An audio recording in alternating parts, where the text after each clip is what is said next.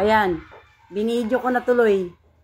Galing kami dun sa tiningnan namin yung original original special power of attorney. Eh sabi ko, ibibidyo ko na nga ulit kasi naghahanap ka ng video eh. Alam mo naman ako, hindi mahilig mag-video. Anywho, yan ang harap. Yung bubong talaga, total. No? Yun pala yan, no? Meron pa pala dung... May CR ko ba din sa gawin, Are? Ay, meron din eh. Okay. So, may CR din eh. Ayan. Yan. Yan, CR na yan. Pwede lang pagawa. Ito, ano to dati? Itong, nananakawin? Pagka po, kung hindi dito sa Singkalatya, wala. Oo. Tapos ito, pwedeng pahingahan to eh, no? Opo. Pwede naman niyang paayos. Ayan. Parang extra. Oo, parang extra siya. Tapos, ayun yung gate, Ivy. Pwedeng ibahin sa ibang lugar para hindi tapat nung bahay. Para hindi tapat ba nung harap? Ha? Oo. Yes, tama kayo dyan. O, tama. Ito nga daw. Itong maliit na to, Ivy. Pwede yan. Tapos, ayan yung sasakyan. Hanggang din eh. Siguro, pwedeng pagka napaayos si Ren, napapave, siguro mga 4 na sasakyan kasya. Mura buhangin dito. Oo nga daw. Tapos yan, hindi mo naman kailangan yung AC na yan ang iano. Yan ang i-expand siguro pag ganun. Tapos pa, likod. Tapos, ang bahay kasi, yung bahay, ewan ko, dapat nga ikaw maghanap ng drawing kung ano gusto mong bahay. Paano ba? Ito yung papanek. Gawing, paano ba to? Ito yung pagpasok mo, ayan yung pinaka-living room. Ayan, ay living room, ayan. Ay, shit! Living room na may kitchen agad. So, ibig sabihin, ito, tamo, ba't kitchen agad dyan? No? Malit nga yung kanina. Yung tinatlo kasi ng kwarto. Pero ito, pwedeng tanggalin itong isa na ito. Tapos? Yan na magiging dining. Tapos ito salas. Tapos yung extend tayo ng kwarto ron. May 2 kwarto. Ito, pwede siyang dito. Tapos ito, itong master. Pwede natin extend doon. Yung CR doon sa ron. So, ito yung pinaka-komedor. Kasi living room, dining. Palakihan mo pa ng konti, kakaperasito. Dining. Magiging ganyan. Kanila yan. Parang lagay ng laptop. Tsaka dyan, ko naman internet eh. May convert sila. Siguro. Internet. Hindi naman pala masyadong malitin yung kwarto. Hindi. 10 feet by 8 feet. Makakitid ng konti yun. 10 by 8? 10 by 8. Tama ka. Walang ano. Hindi. Meron na rin yung bubong. Yung bubong nga. Pareho siyang 10 by 8? 10 by 8. Ito 10 by 10. Itong master.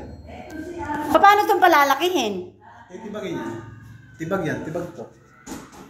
Tibag doon. Tapos ito, titibagin to. Ano ba to? Ay, bathroom mo. Tibag na yan para lumaki. Tapos? I-adjust din yung CR. Tapos i-adjust na rin to. Doon na rin. Ito yung maluwang to. Ito yung CR ng Masters IB, pangit. kaya ito, lalaki. Lalaki yan. Kasi extend mo na halos 50 meters ang luwang eh. Dahil mas malaki. Luluwan.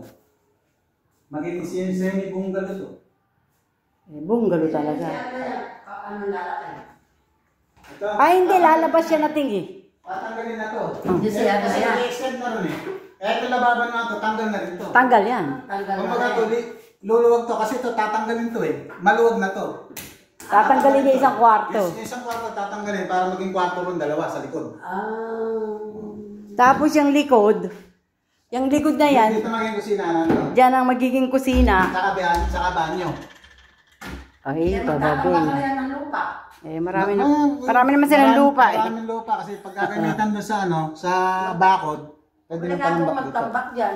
Ang mga sinuseptic tank nila, malaki.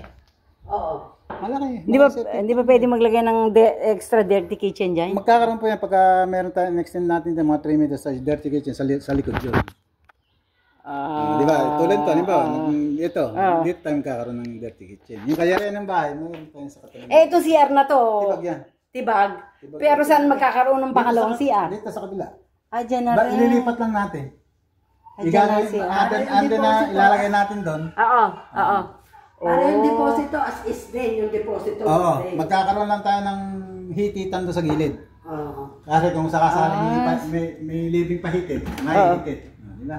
So ibig sabihin, lalaki kang ganyan, hanggang dyan. Diba to, open to, malong to. Oh. Imagine mo yung ganito kalaki pa i-extend mo ron. Ilahagis yung sa CR na yan, kamo na. Yan na yung kalahati ng CR. Matagal ka rin magtitibag? Ay, saglit na. Saglit lang magtibag? Saglit na magtibag, mahirap yung magbuo. Mas mahirap bang magbuo kaysa magtibag? Tibag ka lang ng tibag dun eh. Kaya magbuo, paasinta mo, papalitan mo, pipintura mo. Oh. Bagay, mahirap pang manira, madaling manira. Madaling manira. Mahirap lang doon yung magbuo. Kasi lahat yun, gagamitan mo ng panibago. Teka, lalabas na ako dyan. Kaya ito kailangan nito medyo Hindi, tatambakan talaga. tambak na maganda. Tapang territory. Saan? Dito po. Ayo. Naku, yan daming ding. Yan. Ano ba yan? Wala at ayaw. Kasi ito, alang nakita ko. Ay, walang yung daan ng anay na ganon. No. Yung pala yung sinasabi niya isang CR. So, yung bisita dyan mag-CCR. Yung septic. Oo. Yung septic nyo rin isang CR na ito, ere. Yung sa main. Oo. Yung yun, may septic yun. Ere, may septic din to. Nakaupo. Apat. Kasi yan pa. Kada CR may septic. Oh. Kaya dito, wala tayong maging problema rito. Maglalagay tayo sa CR din di ba? Ay, may CR na dun eh. Ay, bagay, pwede rin. Hindi, kasi matatanggal na madam yun. Kasi kung matatanggal. gagawing garahe yan, tanggal yan. Ay, hindi. Babaguhin kasi yung gate, tanggal na. Ito, tatanggalin mo yan? Oo. Hindi ba sayang yan? Yan ay ilalagay natin dito sa ano. Saan? Saan gagawin CR dito. Tsaka sa panggarahe, bubong. Hindi masasayang mga Hindi masasayang yung yero niyan. Kasi babakuran yan, tanggal talaga eh. Yan din ang bakod nyo. Ay. Tapos papatayin natin isang palok sa harap. Oo. Ayan, siguro naman happy ka na dyan sa mga nakuha ko. Hindi nga ako marunong kumuhi. May tanim na mga agad ng kalamansi, ayan, tamununga. May kalamansi, ayan ang kalamansi mo. Ito yung may isang, itong kailangan patayin din yan, hindi makailangan dyan. Pero yan lang. Gawin sa gawin, pagkita sana yun, nasa gawin bakod na. At saka ito, ayoko din yan. Hindi, papatayin ko na yan. Papatayin na din ba yan? Pwede bang kunin yun? Pwede mo kunin bunga? Bukunin yung bunga niyan pagka babagsak. Ay, oo, mababa. Yung pala, doon, tatanggalin yun. Kasi para lumuwang. Oo. Kasi hindi pwede yung nandun sa harap ng bahay yung gate. Oo, hindi pwede. Hindi pwede yun. Wala akong nakita ang gate na, na tapat ng bahay. Nakalis yun, alam ko. Tapat ng garahe, yun. Doon nakikita ko yun. Yung tapat mismo ng bahay.